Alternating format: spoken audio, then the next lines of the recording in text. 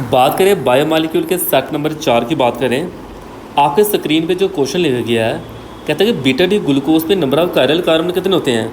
सबसे पहले जिन बच्चों को ये पता नहीं है कि बीटा डी ग्लूकोज बोलते किसको हैं, तो वो भी एक बार मैं स्ट्रक्चर में दिखाऊंगा तो उसको देख लेना। बीटा डी ग्लूकोज, तो उसमें आप लोगों को क्लास में मैंने पढ़ाया 5 कायरल कार्बन होते हैं। इस क्वेश्चन का राइट आंसर बनेगा 5। ये आपका एक बीटा डी ग्लूकोज का स्ट्रक्चर है। ध्यान रहे डॉट डॉट वाले सारे कायरल कार्बन है। दूसरे क्वेश्चन की बात करें, जो क्वेश्चन कह रहा है, कहते हैं न्यूक्लिक एसिड जिसमें 2 पॉसिबल बाइंडिंग आपको देखने को मिलती हैं, तो उसमें एक होता है OH, एक होता है अमाइन ग्रुप। तो जो इसका राइट आंसर बनेगा वो बनेगा गायनिन।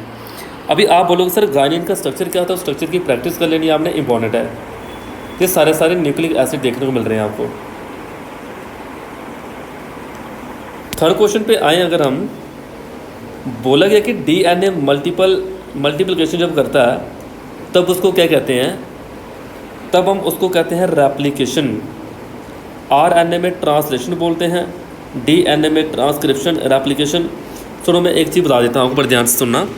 DNA से DNA में कन्वर्जन हो तो रेप्लिकेशन बोलते हैं, DNA से RNA में कन्वर्जन हो तो ट्रांसक्रिप्शन बोलते हैं, और RNA से प्रोटीन में कन्वर्जन हो तो तब उसको बोलते हैं हम क्या, प्रोटीन सिंथेसिस बोलते हैं, जहाँ ट्रांसडक्शन बोलते हैं। तो ये चीज़ें कुछ ऐसी हैं जो आप लोगों ने याद रखनी है। Replication, transcription, translation.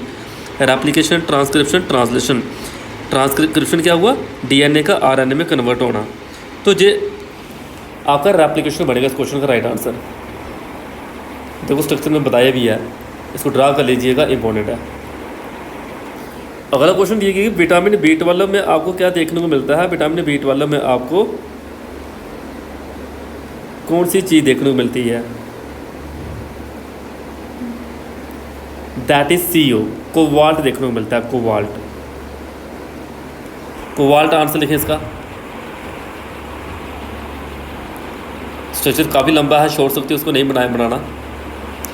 कुछ आगे एंजाइम की बात कर रहा है, कहता है जब उनकी हाइड्रोलिसिस करते हैं वो आपको ट्राइग्लिसराइड देता है जो कन्वर्ट होता है फैटी एसिड और ग्लिसरॉल में।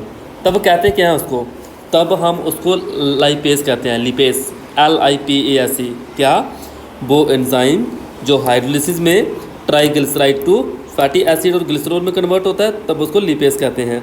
तो ट्राइग्लिसराइड का, ग्लिसरॉल का और फैटी एसिड का आपको स्ट्रक्चर में एक बार बता देता हूँ, उस स्ट्रक्चर को याद रखिएगा और नोट कर लीजिएगा अपनी कॉपी पे।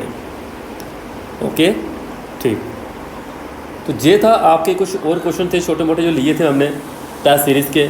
इन क्वेश्चनों को थोड़ा ध्यान है, इंपॉर्टेंट है। केमिस्ट्री के बायोमॉलिक्यूल के क्वेश्चन है ये, आपके NCERT के कुछ क्वेश्चन सॉल्व किए जा रहे हैं जो आपको बोर्ड, CBSE और नीट में हेल्प करेंगे बहुत ज़्यादा।